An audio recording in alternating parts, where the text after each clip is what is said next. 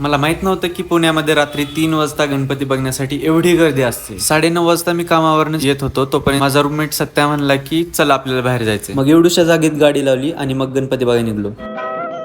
गजानना श्री गणराया आधी वंदू तुझ मोरया. गजानना श्री गणराया आधी वंदू तुझ मोरया. मंगलमूर्ती श्री गणराया आधी वंदू तुझ मोरया. गजानना श्री गणराया आधी वंदू तुझ मोरया. गजानना श्री गणराया आधी वंदू तुझ मोरया.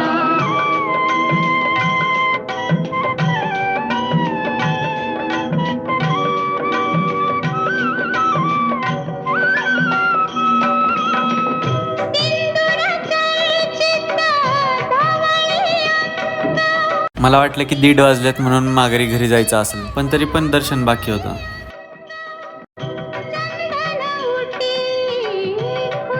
आम्ही इथं स्पंज डोसा, गरम गरम वडापाव आणि पुढे गेल्यावरती एक खास खारी पॅटीस खाल्ले. इथे इतकी जास्त गर्दी होती की मला तर वाटलं आज माझे बरगडीच तुटते, पण गणपतीच्या भक्तांचा खूप जास्त उत्साह होता.